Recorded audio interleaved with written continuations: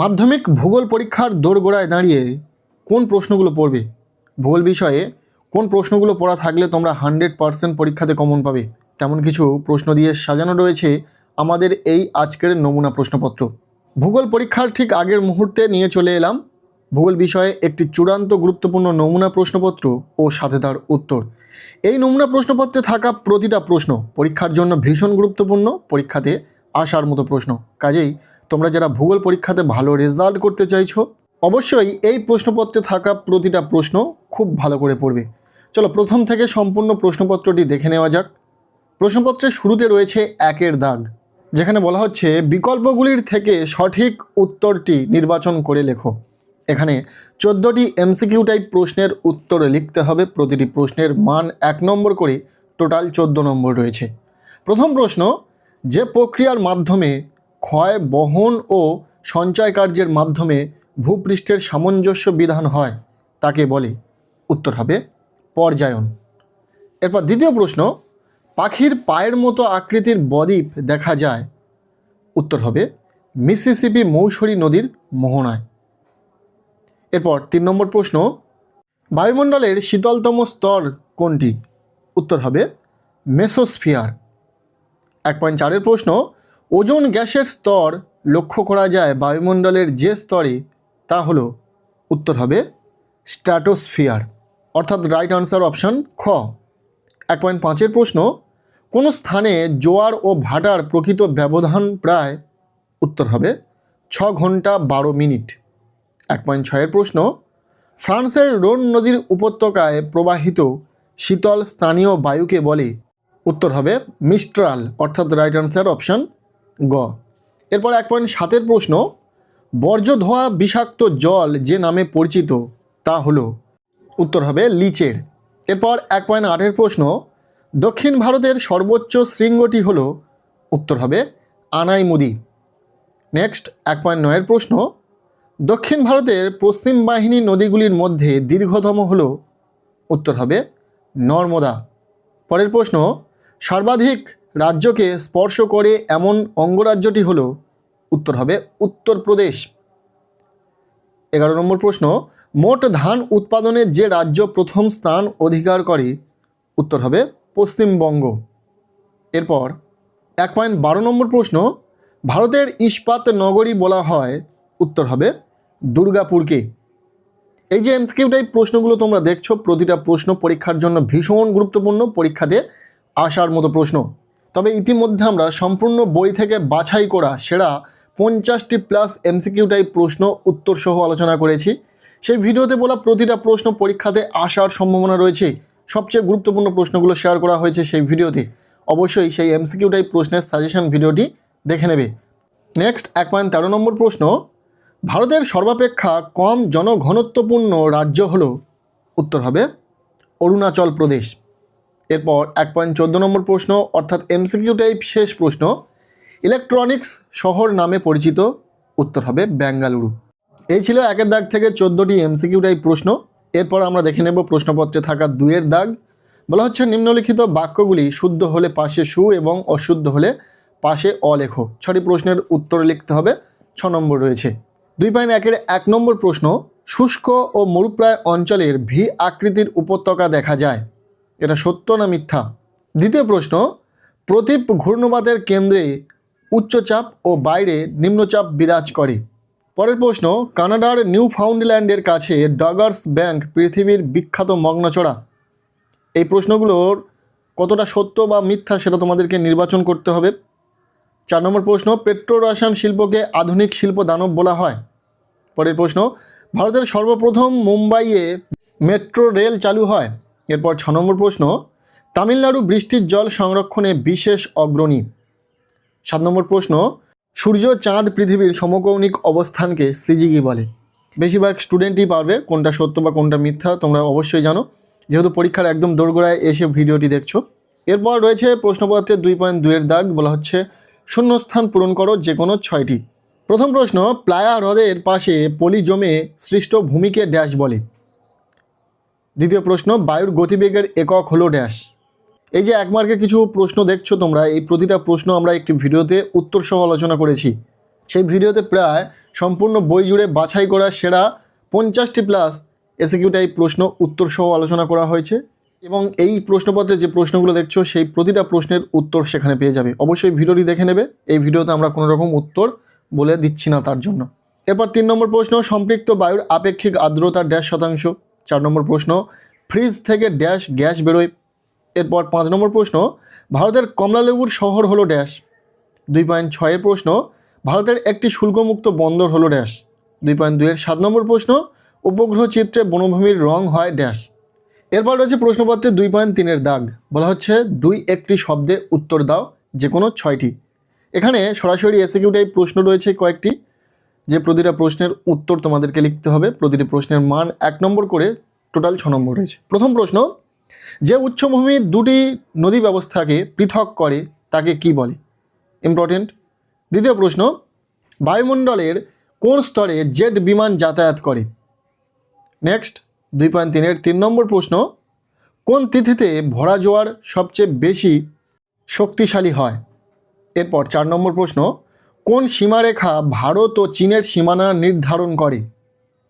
5 নম্বর প্রশ্ন, একটি শিকড় আলগা শিল্পের উদাহরণ দাও। প্রতিটা প্রশ্ন ভীষণ ইম্পর্টেন্ট।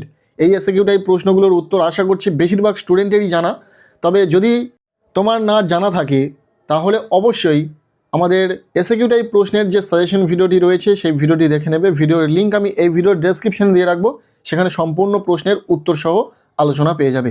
এরপর 2.3 এর 6 নম্বর প্রশ্ন, বল উইভিল নামক পোকা প্রধানত কোন ফসলের প্রধান শত্রু?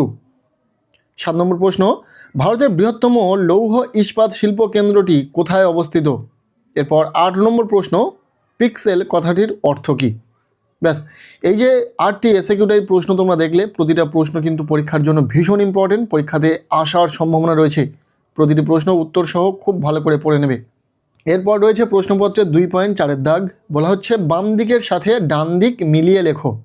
এখানে 4 নম্বর রয়েছে, তোমরা 4টি নম্বর খুব সহজে পেয়ে যাবে, কেননা বাম দিকের সাথে ডান দিক যে মেলানোটা থাকবে সেটা সহজেই মেলাতে পারবে।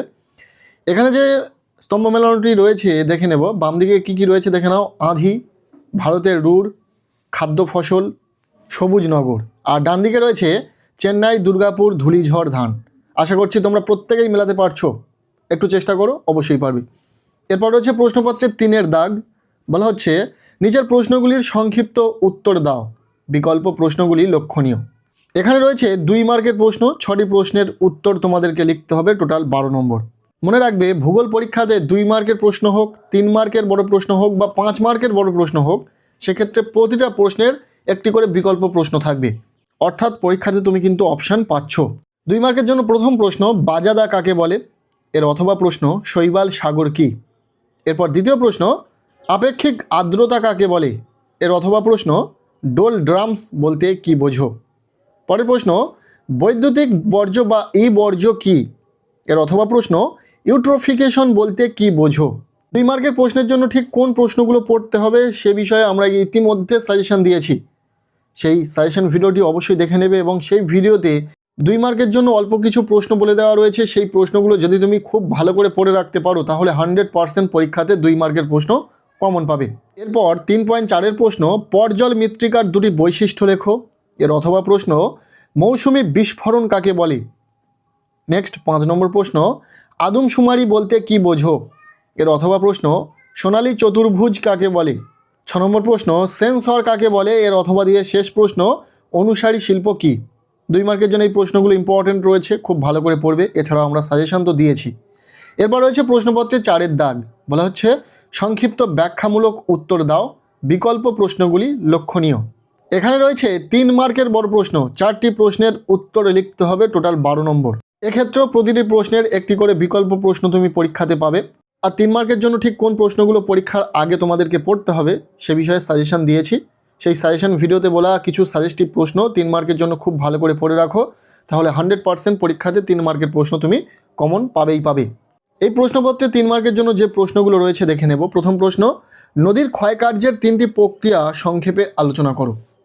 ইম্পর্টেন্ট প্রশ্ন। এর অথবা দিয়ে প্রশ্ন, সমুদ্র বায়ু ও স্থলবায়ুর মধ্যে পার্থক্য লেখো। এরপর দ্বিতীয় প্রশ্ন, বর্জ্য ব্যবস্থাপনার প্রয়োজনীয়তা কি?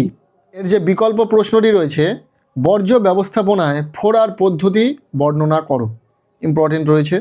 নেক্সট 3 নম্বর প্রশ্ন, ভারতের উন্নয়নের জীবনরেখা কাকে বলে ও কেন?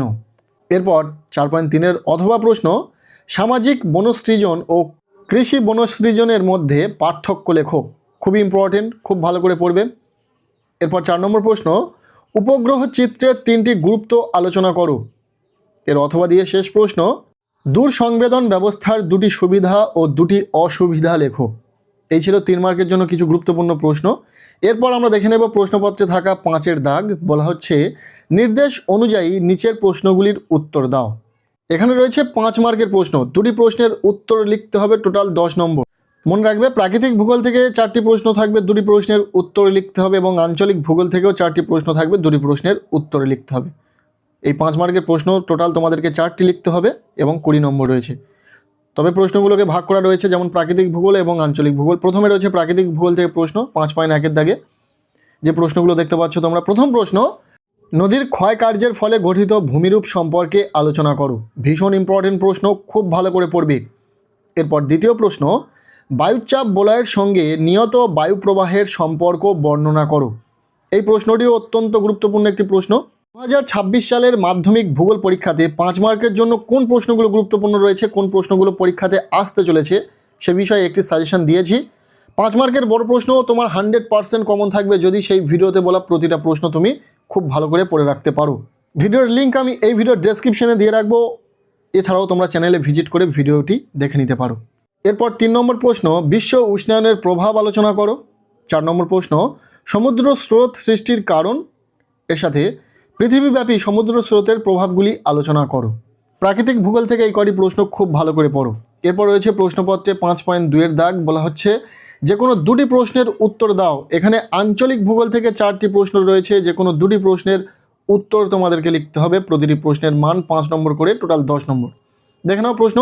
প্রথম প্রশ্ন, উত্তর ও দক্ষিণ ভারতের নদ নদীর মধ্যে পার্থক্য লেখো। ভীষণ গুরুত্বপূর্ণ একটি প্রশ্ন, খুব ভালো করে পড়বে। এরপর দ্বিতীয় প্রশ্ন, পশ্চিম ভারতের কার্পাস বয়ন শিল্পের একদেশীয় ভবনের কারণ কি?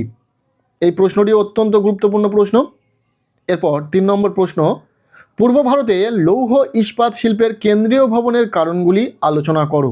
ভূগোল বিষয়ে 5 মার্কের জন্য যে সাজেশন দিয়েছি সেই প্রশ্নগুলো তো অবশ্যই পড়বে, পাশাপাশি এই প্রশ্নপত্রের প্রশ্নগুলো যদি তোমার খুব ভালো করে পড়া থাকে এখান থেকেও বেশ কিছু প্রশ্ন তুমি 100% পরীক্ষাতে কমন পাবে। এরপর 4 নম্বর প্রশ্ন, ভারতের জনসংখ্যার অসম বন্টনের 5টি প্রধান কারণ আলোচনা করো। এই কটি প্রশ্ন তোমরা 5 মার্কের প্রশ্নের জন্য খুব ভালো করে পড়ে রাখো আর সাজেশন ফলো করো। এরপর রয়েছে প্রশ্নপত্রে 6-এর দাগ। বলা হচ্ছে প্রদত্ত ভারতের রেখা মানচিত্রে নিম্নলিখিতগুলি উপযুক্ত প্রতীক চিহ্ন ও নাম সহযোগে চিহ্নিত করো। এখানে 10টি ম্যাপ পয়েন্টিং রয়েছে, প্রতিটা 1 নম্বর করে, টোটাল 10 নম্বর। ম্যাপ পয়েন্টিংয়ের ওপর আমরা একটা ফাইনাল সাজেশন শেয়ার করেছি, যেখানে মাত্র কিছু স্থান চিহ্নিতকরণ দেখানো হয়েছে। যে ভিডিওতে বলা প্রতিটা ম্যাপ পয়েন্টিং পরীক্ষাতে আসার সম্ভাবনা রয়েছে। অবশ্যই ভিডিওটি দেখে নেবে, ভিডিওর লিঙ্ক এই ভিডিওর ডেসক্রিপশনে দিয়ে রাখবো, অথবা তোমরা চ্যানেলে ভিজিট করে ভিডিওটি দেখে নিতে পারো। তবে এই প্রশ্নপত্রে যে স্থানগুলো চিহ্নিতকরণ রয়েছে দেখে নেব। প্রথম, আরাবল্লী পর্বত পক প্রণালী, ভারতের বৃহত্তম উপহ্রদ, ভারতের সর্বাধিক বৃষ্টিপাতযুক্ত অঞ্চল, একটি ম্যানগ্রোভ অরণ্য অঞ্চল, উত্তর পূর্ব ভারতের একটি চা উৎপাদক অঞ্চল, ভারতের কেন্দ্রীয় ধান গবেষণা কেন্দ্র, বৃহত্তম পেট্রো রসায়ন শিল্প কেন্দ্র, শুল্কমুক্ত বন্দর, আর শেষে রয়েছে ভারতের বৃহত্তম তথ্য প্রযুক্তি শিল্পকেন্দ্র। এই স্থানগুলো চিহ্নিতকরণ খুব ভালো করে তোমরা দেখে রাখো, এখান থেকেও কমন আসবে পরীক্ষাতে। সো এই ছিল ভূগোল বিষয়ে একটি সম্পূর্ণ নমুনা প্রশ্নপত্র।